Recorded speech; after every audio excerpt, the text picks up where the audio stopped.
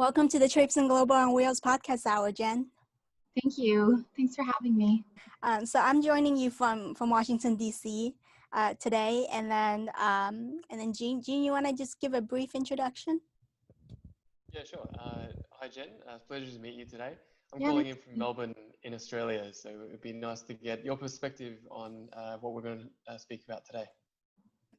So Jen Wang has over a decades worth of experience applying interdisciplinary approaches to address issues of environmental sustainability. Originally from the Canadian prairies, she's since worked around the globe while at organizations such as the World Bank and the UK Behavioral Insights team. Her background in molecular biology served as a foundational training in the sciences and in systems thinking. Her current work as a director of product at thredUP is focused on the online clothing resale market and the impacts that consumers can have when they buy secondhand and resell their clothing. Across these many experiences, Jen has become an evangelist for best practices in data and human-centered design, evidence-based policy and decision-making, and interdisciplinary collaboration and inclusive practices. Jen is passionate about amplifying the voices of others and sharing impactful work, especially in support of social enterprises and topics related to environmental sustainability, social equity, and access. Welcome again, Jen. So I thought I'd just jump in. We also know that you have a bit of a background as a musician, and that's quite on a different spectrum of your professional endeavors as a scientist. So we thought we'd just ask you how you made that transition, and how do you keep making that transition between your day-to-day profession and your passion? Yeah, that's a great question. I feel like, my career path so far has been pretty non-linear, which has been very interesting so far, and not what I would have predicted, I think, 10, 20 years ago. But yeah, I was a very, very serious musician growing up. I still play music and still give concerts occasionally with our chamber group. But over the years, I feel like one of the things I think about interdisciplinary approaches that has been really interesting is that this idea that you can take principles and frameworks from different disciplines or different ways of thinking and then cross-apply them into new areas to generate new ways of doing things or new insights. I mean, it sounds very theoretical, but it has actually really played out, I feel like, as I've moved from field to field. So like one example is I studied molecular biology in my background, and a lot of that, seems so unrelated to a lot of what I do in the social sciences or with understanding people's behavior nowadays. But fundamentally, the principles there are around systems thinking and thinking about how different parts of the system interrelate and how design affects behavior. So so I think being able to extract and abstract out those skills and competencies and frameworks from different areas and then bringing those with you, that's worked really well for me so far. Yeah, sounds wonderful.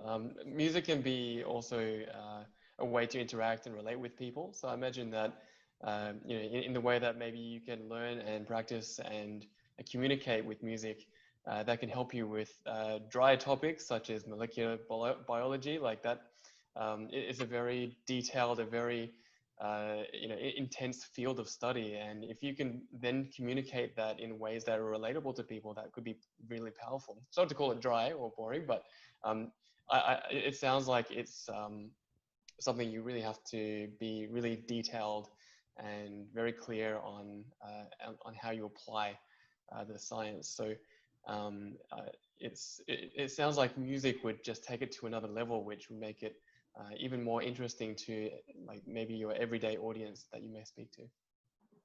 Yeah, it's interesting that you talk about, the skills of communication embedded in music, because I think, we actually don't talk about it that explicitly in other domains sometimes, but one of my favorite things about music, and especially when playing and performing with others or interacting with an audience, is, essentially what you're doing is you're trying to convey an idea or an emotion or evoke a feeling, which is very abstract, right? So how do you take something like that, a composer or you've put it on a page, and then somebody else has to actually interpret that text, create something abstract without words, and then especially if you're playing with other people, have the same idea that you're trying to communicate, and then that goes out into the world and the audience then listens to that and then interprets that, and you're all trying to get on the same page.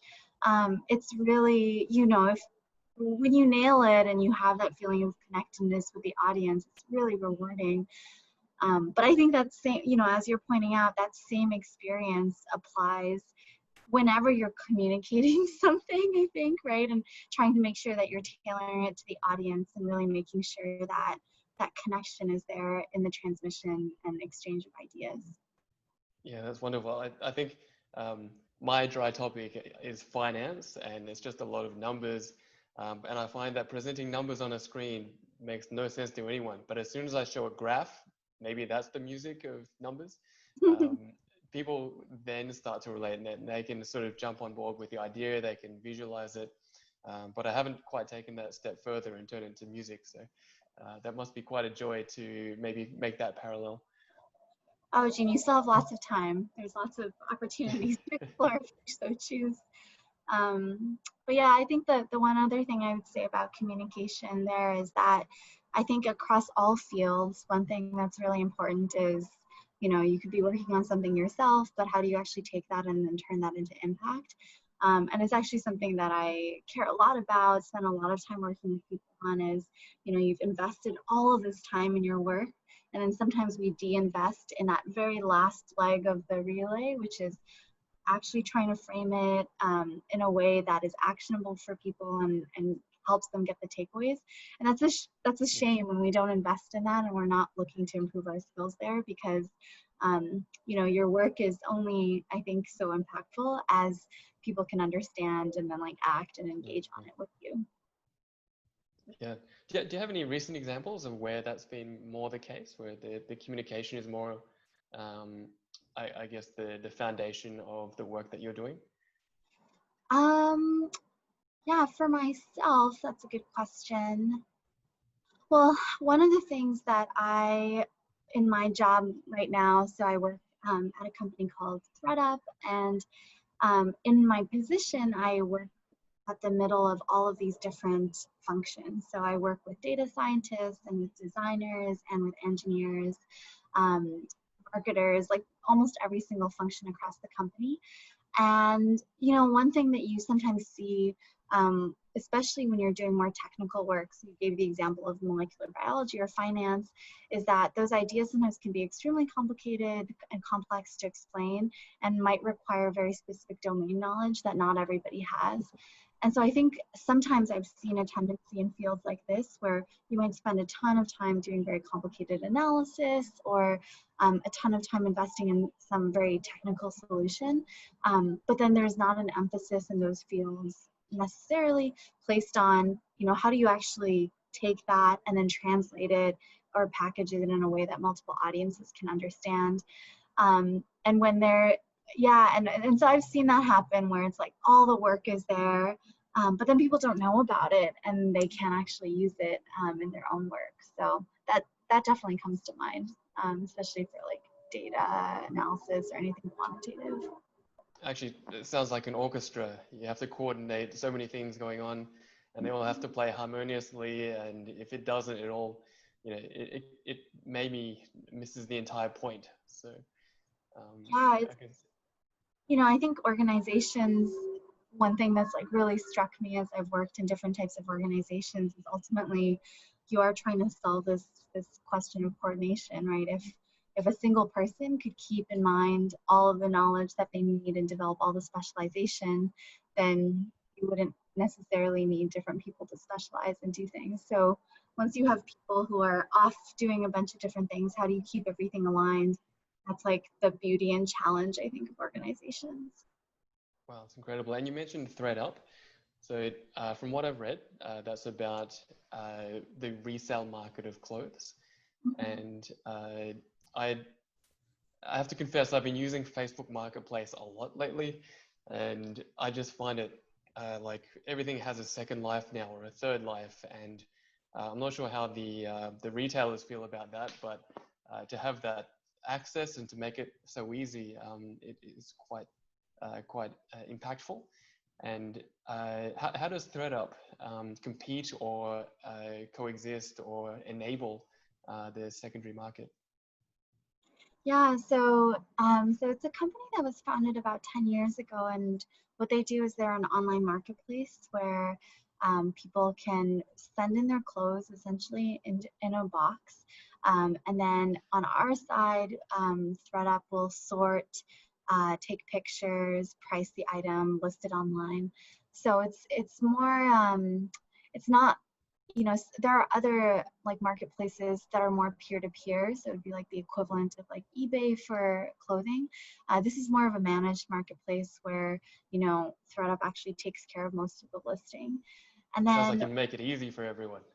I think that is the idea. I mean, it was really interesting after, you know, there was a big Marie Kondo craze about a year ago, and we saw a huge spike of people sending in things because that's, you know, these are people who are cleaning out and they just want to get everything out of their closets or their homes.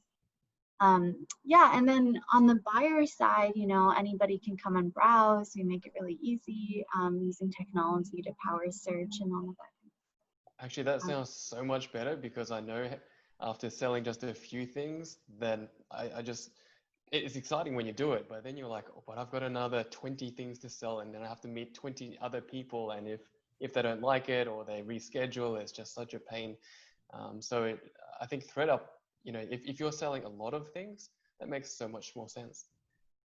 Yeah, and I think, you know, one of the things that we often talk about is we are trying to create an option and an environment where consumers and people will choose secondhand first, right? And so one of the things that's really hard to compete on is that buying firsthand, you know, the entire retail industry has made that very easy and very enticing to buy and buy often. And so how do we actually create a product and a service where when people go to their wallets and they're about to buy something, or they're thinking about, you know, I don't know, getting getting clothes for back to school, they actually think first, like, oh, what are the options for buying secondhand, rather than, you know, thinking about that if they can't find something somewhere else. Yeah, definitely. I think I've heard of buy nothing new as one of the phrases to live by, and I've actually tried doing that the last couple of years. And I find there are some essentials which I'll still have to buy, but everything else, with all the technology and all the platforms, social media, like it, and all the existing shops as well, which may be hard to get to at the moment, but it's actually not that hard. And and you then appreciate things that last longer. And it's a little bit difficult at first, but once they get into it, it's a no-brainer. It makes a lot of sense. I mean, I'll admit, obviously, that makes me happy to hear.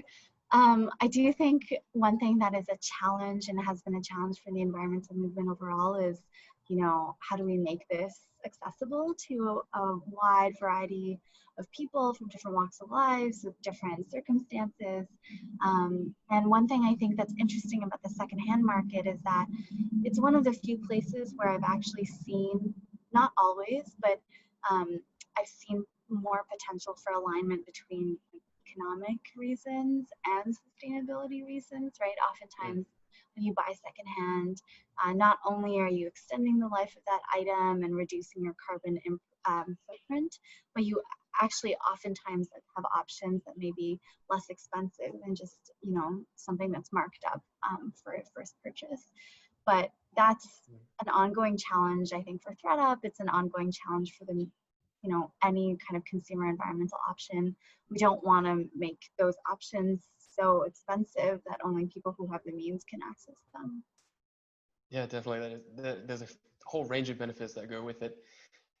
And actually, I might just jump in with this plug for someone I've heard about recently. Zero Waste Daniel is something that comes up on some of my social media feeds, which is a really interesting business model. Have you heard of him and his brand? Yes. So we actually, well, I don't know when you guys are going to post this. So, but anyways, thredUP knows about Zero Waste Daniels. Yes. Okay. Yeah, that was really cool. I think he's in New York, which, I've seen some of the sales, and then I go and click order, and it's like $100 to get to Melbourne if I want to buy a whole box of stuff. So it's a little bit out of my reach, but hopefully he inspires, some others to do something similar with really cool designs, with completely, I think it's waste material from fabric wholesalers and different things like you can make some amazing stuff with scraps, and it's not like they're bad. It's just that these are the cutoffs and the complete wastage of new materials that we're literally just throwing away. And then you can do something that's more creative and has more meaning and potentially better than anything else you can buy anywhere else from just creativity. So I found that quite inspiring. So I'm looking forward to seeing what you get up to with him. Yeah, I was like, oh, what am I, what should I say or not say? Yeah, and I think what's interesting too is that in the last, so when I was doing like more academic research in the environmental behavior field, you know, the landscape, both academically, research-wise, policy solutions, and especially like the culture and consumer behavior was really different, 5 to 10 years ago. People were not talking about fashion as much as a contributor to climate change or sustainability. A lot of the conversation was really around energy consumption, food waste, like meat consumption. And so I think it's just been really amazing to see this cultural shift where, as people think about, how can I make a difference, or I want to be part of this solution, I think the range of options has really expanded, and people are now starting to realize like, oh, every time I make a clothing choice, that also has an impact. Whereas before, I don't think people even thought about what they were putting on every day as having an impact, nor were they thinking about, yeah, when you look at something, instead of throwing it away, it's like, what kind of embedded value is still in this object or item, either for myself in another use case or just for somebody else who might want that item. Definitely. And the more knowledge, the better. Yeah, wow, what a very vibrant discussion. So just switching gears a little bit now. I see that you are also the co-founder of Stanford Environment and Behavior Group. Could you tell us a little bit more about your work there and what were or are its real world applications? Yeah, for sure. So the idea of this group, this was when I was still in grad school doing my PhD. One of the things that we see is that, when you think about changing people's behavior or doing research to understand how we can help people make certain decisions that they want to be making, that topic actually transcends what you would think of as traditional academic disciplines, right? So it's not like any discipline owns behavior, not sociology, not psychology, not economics. Human behavior, really, you need to take all these different perspectives and understand them. So when I was in grad school, one of the things that I would find is that as I was doing my own work across different departments, there would always be like 1 or 2 students in almost every single social science department who was focusing on some sort of environmental behavior aspect. But they were isolated in their own discipline, and people around them would always wonder, why are you focused on the environment? You could use any other example. Why use this setting? So they had the methodological tools, but not necessarily the contextual support or collaboration that they might have benefited from. Well, that's actually why we started this group. I started it with my friend Greg Sparkman, who's now postdocing and continuing to do a lot of research over at Princeton. But yeah, so the idea was just to bring people together so that you could add all of these perspectives and ultimately design or at least test interventions that could improve the behaviors that we're seeking from a sustainability perspective. So some of the projects that we worked on is we were able to, because we had a consolidated group, we're able to partner with like real world organizations, such as there was a waste management company that we partnered with to decide how to bring in composting to bathrooms at Stanford. We also, a subset of the group, started working with the city of Palo Alto on some of their data to understand what was going on there. There's also been, I think the last thing I should mention is the focus of our work is almost entirely applied. So we'll take these theoretical perspectives from different disciplines, but ultimately we're always trying to test against real world context, because when it comes to designing behavioral interventions, but especially in the sustainability space, I think there's so much variation depending on context. It's really important to take it out of the lab and into the real world. Yeah, actually, we were just thinking about how I think you come from a very theoretical background, and one of the questions was going to be what practical things have you seen that have worked, especially in your local area? Would you mind elaborating on maybe one of those things? Maybe even the compost in the bathroom, even something simple. Well, it might not be simple at all, but at a very practical level. Yeah, sure. Yeah, so I've always been interested in an applied work, and it's been interesting over the years to navigate, how do I take something theoretical and try to apply it, now, before within research, now within the private sector. And I think one of the big ideas that has tons of applications for how people set up their own lives is there is a big, oftentimes when we're thinking about interventions to change behavior, we think about it in terms of, okay, do we need to educate people so that people know more, right? Like through signage or through education or through talking to other people, or do we use choice, what we call choice architecture, or basically designing a default such that the default is kind of the desired behavior that you want. And in that case, people might actually take the action that you want, but not necessarily know actively or have the specific motivation that you might expect them to have, but rather that's just the easiest thing, so they're just doing that. So the concrete example that comes to mind, I'll use this paper towel example, is that we were trying to figure out this service is basically trying to roll out composting of paper towels in bathrooms. And one of the concerns is that if you do that and you tell people that the paper towels are being composted, there's this phenomenon called licensing, where they might actually feel really good about their paper towel usage and they're knowing that it'll be composted, and then actually start using more, right? And in the order of reduce, reuse, we want actually people to reduce their consumption, not increase it, even if it goes into composting. And so we tested a bunch of things. We tested a bunch of different signage, like, telling people like, oh, remember, these come from trees, or just telling them that these will be composted. And then we had a lot of work to measure how much paper towel people were using across all of these different bathrooms, which is extremely manual work. You actually have to go into every bathroom, like book the bathroom, see where the paper towel thing is set up, like move your garbage cans around. I mean, it's like, the most glamorous research I've done. But so we did all this. We ran this experiment for actually quite a while, collected all this data, and then we were looking at our results. And one of the things that we found is that none of the signage actually seemed to make that big of a difference. Actually, nothing that we could detect. So even when we told people that things are composted, it didn't really make a difference.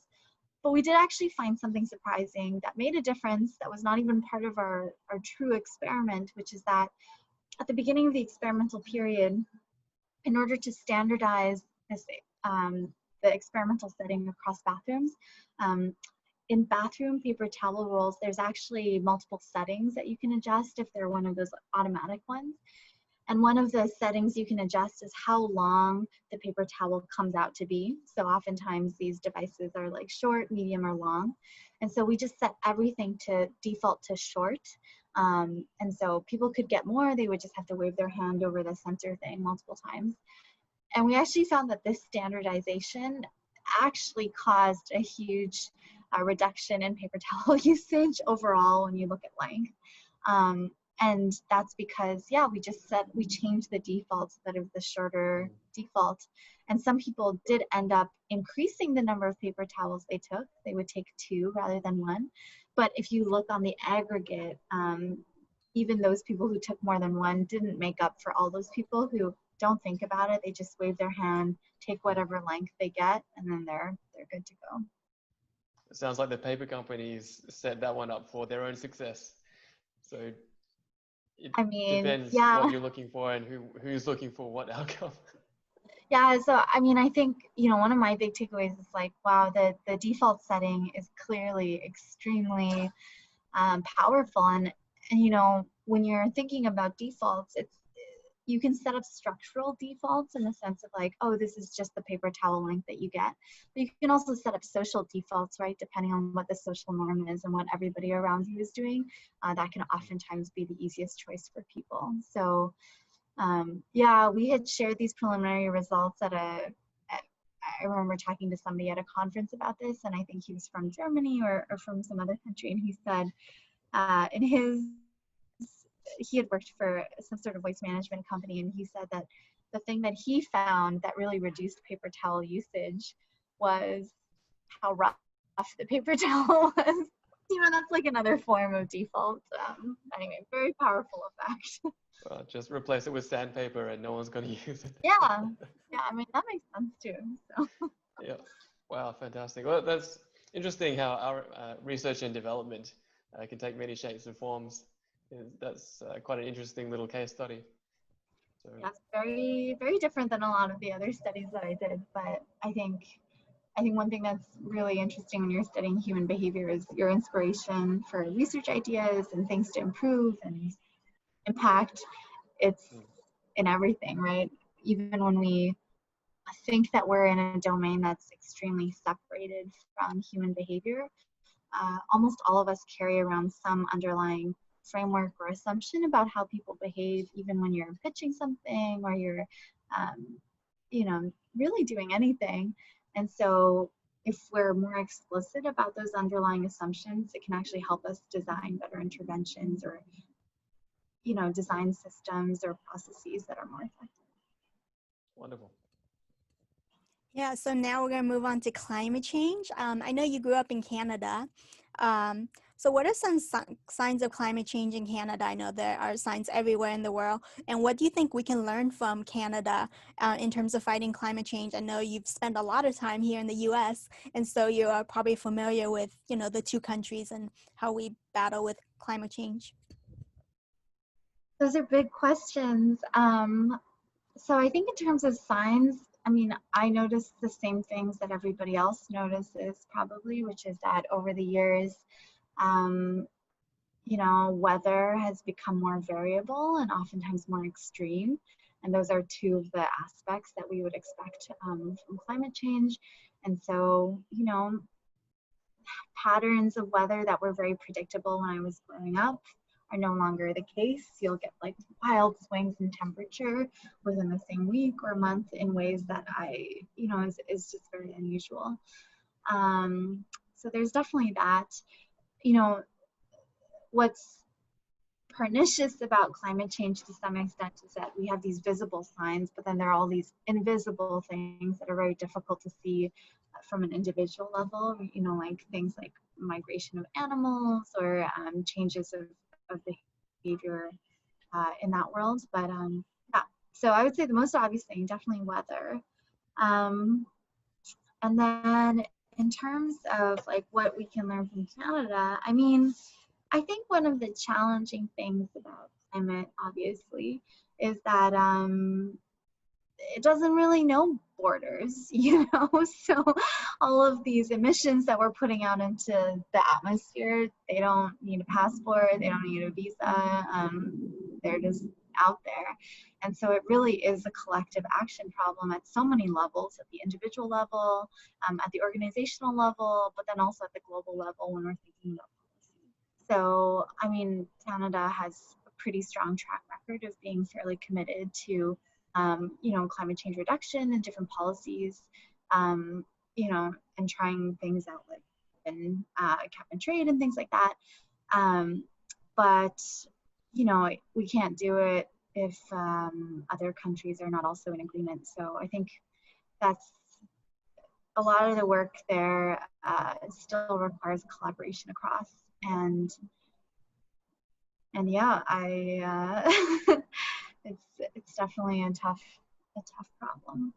Yeah, I know it's a big question, and it's also very complicated because it's very interrelated, right, to other things as well. Jean?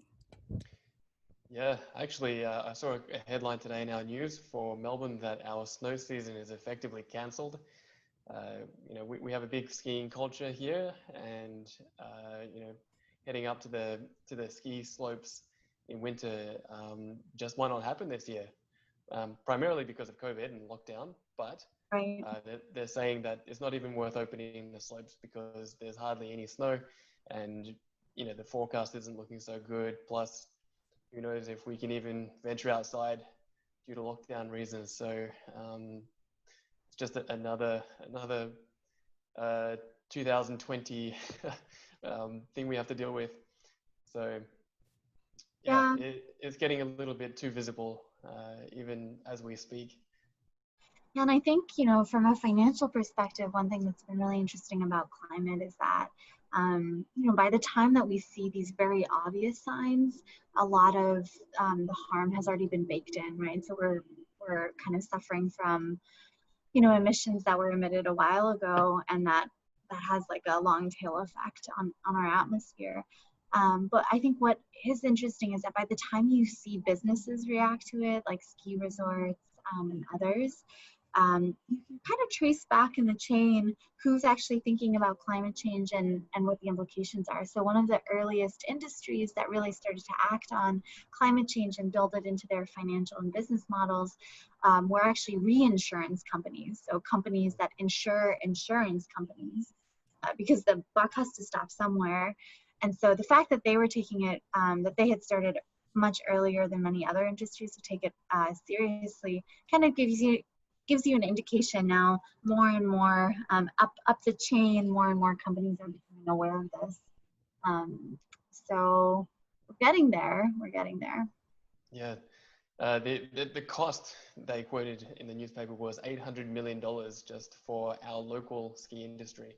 So it has huge implications for people's livelihoods, not just for people enjoying the slopes, but for people trying to keep the businesses together, supporting their families. This is only like a 12-week period of the entire year that they need to sustain themselves for basically the entire year. So it's just gone with the flick of a switch. It's going to be hard for people to deal with, but these are the realities, and it's going to take some strong leadership to, I think, turn it around, and obviously a lot of coordination, which we're not really seeing at the moment. So I really hope we can see some really strong leadership come up in the next year. We have to get out of this. This is becoming when the ski seasons get cancelled, it becomes too much. Yeah, I mean, I think the one thing that does give me hope, because I think a lot of it can be very bleak, is a lot of the climate action that we've seen in the last 2 years has just been it's like really uplifted my spirits to see, things like the Sunrise Movement in the US, and just this youngest generation really speaking up about it has been truly, we need not just strong leadership, but we really need courageous leadership. And we actually see that, I think, a lot, and perhaps most from young people now. And that's great because, yeah, it's time and we need it. And I think, Ming, to your earlier question about Canada, one of the challenges, I think, for North America is that, our per capita carbon footprint is very, very high in general. Even if Canada has good policies, we still have huge impact per person. But yeah, so it has been very heartening to see that this movement is not just in countries that will suffer the most, and already have lower carbon footprints, but really has had a really strong presence in North America as well. where a lot of the impacts are disproportionately coming from. Yeah, and we are just talking about lockdown. Have you seen any differences in your local environment due to lockdown because of COVID? In terms of like the Could be environment. yeah, it could be the air quality. It could be regeneration of you know the things that are around you, or even animals just walking down the street that you wouldn't normally see. Well, I did go for a run the other day, and it was sort of in this like one of the California state parks that had recently reopened. Um, and we saw these bunnies on the trail, and these bunnies did not run away until we were about half a meter away from them, or 2 or 3 feet. And I was just so shocked. This is never how I'm a big trail runner and run a lot outside. So I was saying to the person I was running with, like, I think maybe these are COVID bunnies. Like, they were born after lockdown happened and they don't really know how they should be interacting and probably running away from humans. So yeah, I've seen that. How funny. We were just saying there might be a few COVID babies in in our workforce as well that come out of this. But yeah, if I was hoping to see a kangaroo hop down the Melbourne city one day. It might not happen anytime soon, but I know that it happened in Adelaide once, Oh, which great. made the news. So yeah, maybe we've just started a new lockdown, so maybe we will see one this time. Yeah, one can hope. Yeah, speaking of high per capita carbon emission, so I know you write about climate change and sustainability. So what are what are the top three things that everyday people can do to fight climate change? Yeah, that's a great question. So, I would say my overall approach to this, and everybody has a different approach, but my personal overall approach is that, any action, first of all, is better than nothing. And I mention this because, again, people come from all sorts of different contexts and circumstances, and some people are already doing a lot. So the question is, like, what more can you do? Some people, this is totally new. And so it's hard, I think, to get started and change any behavior in any new area.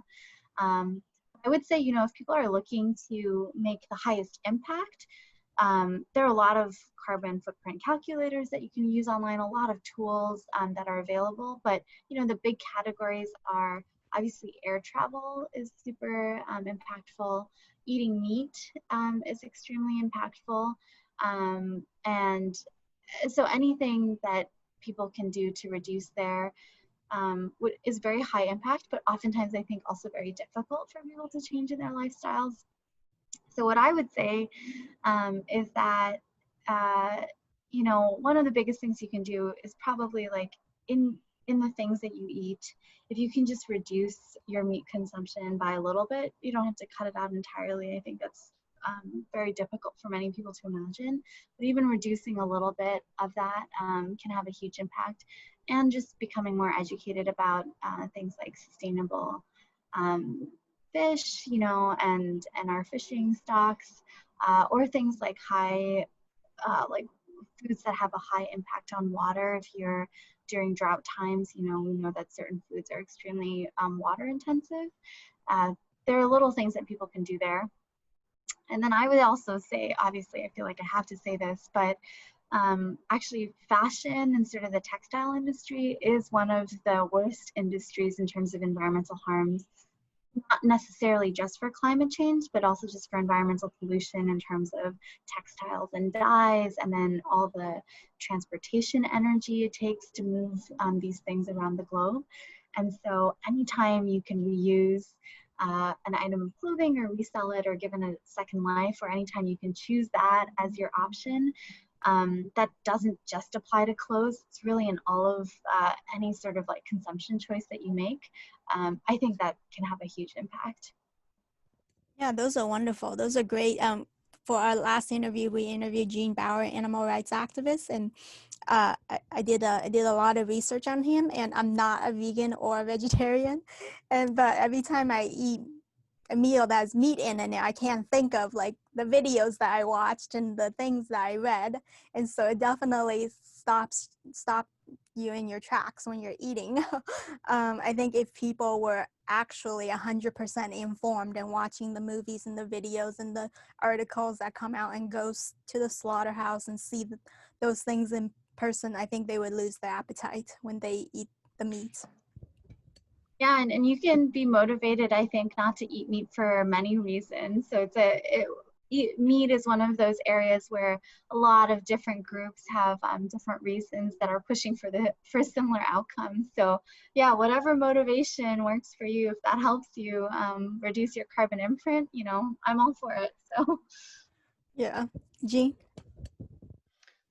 Yeah, so we were just looking through your background as well, and we saw that you work with the Yale Center for Business and the Environment, which resulted in a 2015 report called the Rising Leaders on Environmental Sustainability and Climate Change, a global survey of business students.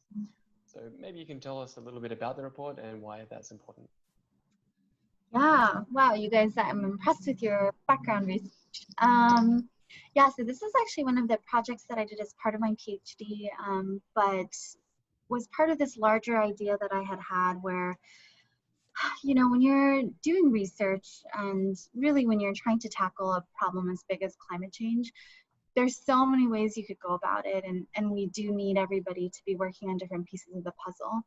So the challenge that I had is like, okay, what can I bite off that I think is potentially high impact, but, you know, also I'm one person. So the setting that I kind of ended up honing in on were business schools. And part of the reason here is that business and the private sector in general is a huge, you know, is a huge contributor to climate change and has a lot of power and influence in terms of what kinds of emissions are produced, right? The clothes you buy, the food you eat, that all comes through industrial systems, and how companies choose to conduct their operations has huge impact on all of us. So, but trying to target companies directly is very difficult and takes sustained engagement. But then you have business schools, which is so interesting, right? You have all these students who are interested in becoming potential like leaders and managers in the private sector space across all of these different industries. And they come into this setting, you know, in the US typically for 2 years to get this degree. It's a learning environment, so people are typically more open to new ideas. They're there to learn and absorb new frameworks. And there's a particular phenomenon, I think, with business schools in the US where it's a highly socialized experience. So there is some previous research done that shows that some of the ideas that are transmitted, for example, through consulting firms, where you kind of have a similar setup, you have cohorts of people who end up going off into different industries, and it's a very tight-knit kind of social experience. Those frameworks from those initial firms, then you see that percolate across the industry, and it informs a lot of the way that people think. So in that sense, business schools are actually this extremely valuable crucible in which you can try to influence potentially a whole cohort or a whole generation of, you know, future business leaders and managers.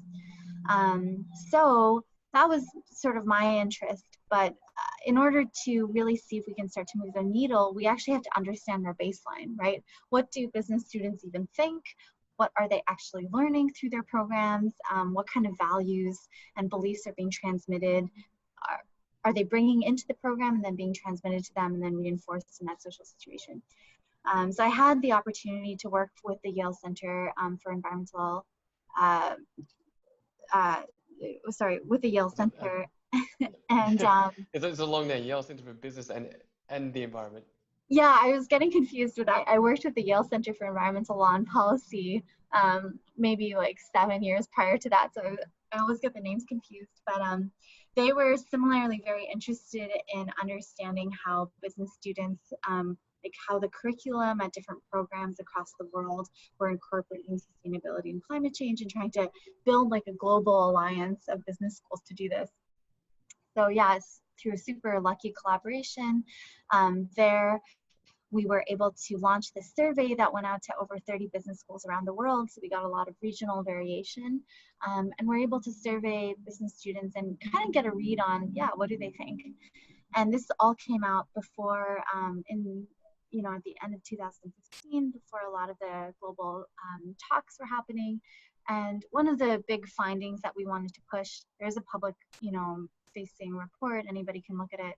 And this is, I think, included in a report, that the World Economic Forum used. But one of the major things that we talked about there is that business students are professing, an increased motivation and interest in these topics, but also that, if all else were equal, they would want to choose to work somewhere that was more sustainable. Obviously, that's a very loaded question. All things equal, that's almost, you almost never get that kind of job choice. But it definitely shows that if we were to give that option, people would take it. I think the last point on this is, and I'm like digging into my memory to make sure I remember and are articulating the details correctly. But the last thing I think to note is that this was 2015. So many things have changed in the world in the last 5 years. That's partially what's exciting, I think, about the environmental field these days. So I think if we were to redo that survey, I would expect a very different sort of benchmarking of where things are. And if things are not different, but the rest of the world has moved, that would be a very important thing to know as well. Fantastic. Thank you for sharing that. One of the main reasons why you're on this show, Jen, is talking about environment and disability and how we can include people with disabilities in climate change, environmental issue discussions. So I want to know, how do you think climate change affects people with disabilities particularly? And why do you think people with disabilities should be included in these discussions? Yeah, I mean, in terms of the effects, Ming, and with all the work that you've done, I would turn to you as the expert on all of these things. But from what I've seen, obviously with any group that is marginalized in any way, climate change, oftentimes what happens is that it just exacerbates those effects, right? So people sometimes ask me like, oh, well, what's more important, economic issues or climate change, or health issues or climate change? And that's just not the way that I think about it. Climate change is sort of that blanket, or blanket is not the right analogy, but it's that factor that will make any other problem worse and more difficult to address and more complex to solve. And so, there's some obvious, I think, examples of how climate change can impact populations with, with disabilities, for example, like, with climate change, we would expect more extreme weather events, which, oftentimes requires things like evacuation or access to particular resources. That's all made harder when we don't actually consider the needs of people who might have different types of accessibility issues, etc. So I think and then we could go through the whole list, like climate change affects health outcomes, it affects all these other things. So in every case, there are potential intersectional outcomes there. But I think, the more important question, or maybe the less obvious question to some people is like, okay, well, why should all of these people be brought into the conversation when the problem is difficult enough to solve?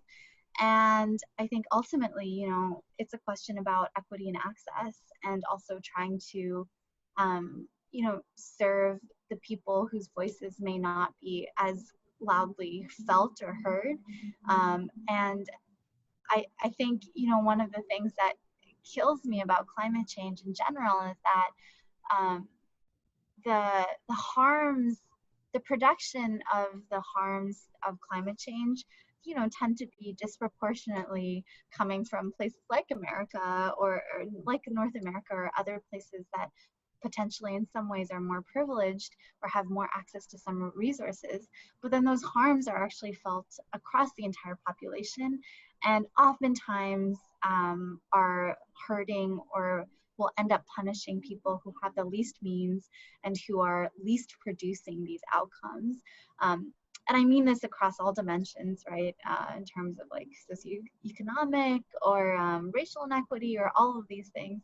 And so to me, this intersectionality with disabilities is another manifestation of that. And that's something that is should be addressed.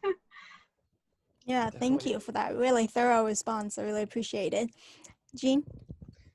Yeah, with what you just said, would you think that people in those categories, without access or with less access to those resources, would they by default have less of a voice? And if so, how can we amplify their voice in this debate?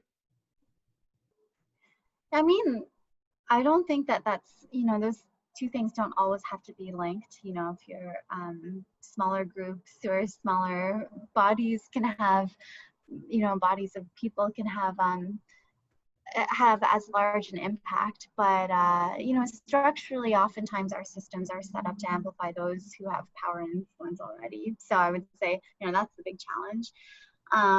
And in terms of how to amplify that, I mean, this is, you could talk to a lot of people who are very, very deep in this area, doing a lot of grassroots organizing, who are organizing across a lot of different topics right now. So one thing that I've seen, but I'm certainly no expert in this, is that especially when you're trying to amplify the voices of people who might be more less heard, a lot of allyship seems to be a very powerful tool, right, of bringing together groups that actually have very similar and shared goals, and bringing that all together so that everybody's voices can be a little bit louder.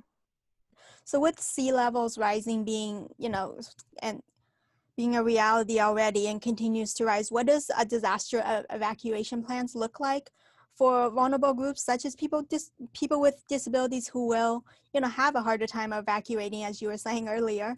How can we better include individuals with disabilities in the decision-making process, and put the most appropriate plan in place? Yeah, I mean, yeah, we touched on this a little bit earlier, so indeed I won't repeat myself, but I will say I think that this is a very timely question, because I'm no expert in this area, so I'm not sure kind of where the thinking is at, but from everything that we've seen from the news, I think that this is an area that a lot of people are trying to grapple with and solve right now. Yeah, exactly. I think it's definitely becoming a more and more urgent issue that needs to be addressed. Mm-hmm. Jean?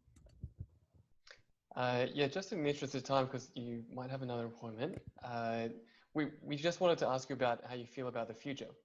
So when it comes to making progress in terms of combating climate change and going forward, I think you mentioned before that you have hope with the younger generations. How do you feel about it in general? Like, are we going to have to go through a dip first and go through the consequences, or are you a little bit more optimistic? Well, I don't know. This question, I feel like many of us are trying to figure out how we feel about this question almost every day when we wake up now in COVID, right? Yep. I would say one thing that's always been very striking to me and very hopeful is that people in the climate change world, I feel like, are some of the most resilient and optimistic people, because you have to be to confront these realities constantly, and still have the energy to pull together and do it. So I take a lot of strength from other people who are working in this field. We need to support each other. It's a co-support kind of continuous evolution.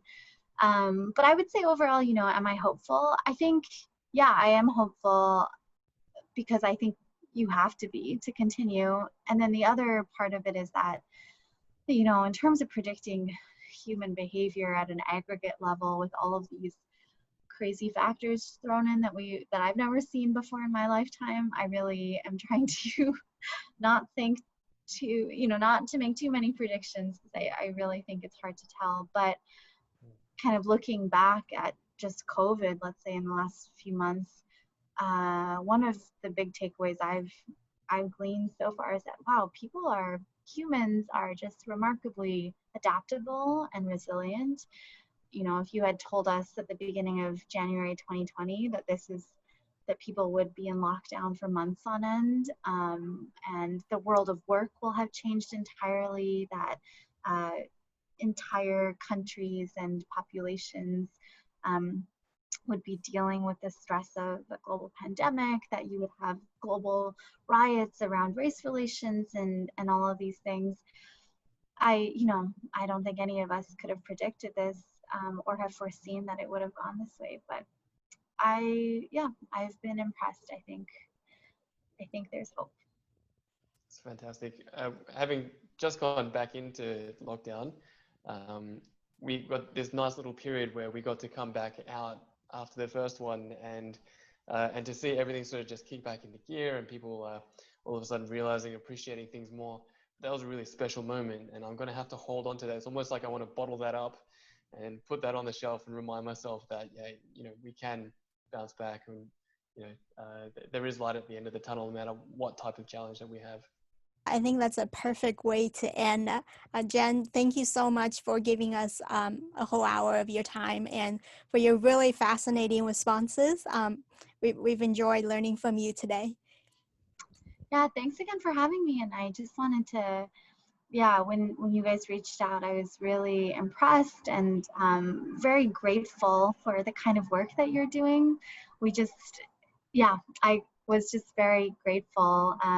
So thank you guys so much for all of the advocacy that you do. And, you guys are obviously a huge part of the solution in giving more people more voice. So thanks. And you are too. You're a huge part of the solution as well. Jean, did you have anything in closing? Sorry for interrupting. No, just saying it was such a pleasure to speak to you today. So thank you for your time. Thank you guys. Really appreciate it. Did you like this video? If so, share it with your friends and be sure to follow us on social media. And if you want even more resources, be sure to sign up for our email updates on our website, traipsingglobal.com. Keep learning new perspectives, keep being inclusive, because it will make the world a better place for you and for everyone else. Thank you so much for watching, and I'll catch you on another episode of the Traipsing Global on Wheels podcast hour.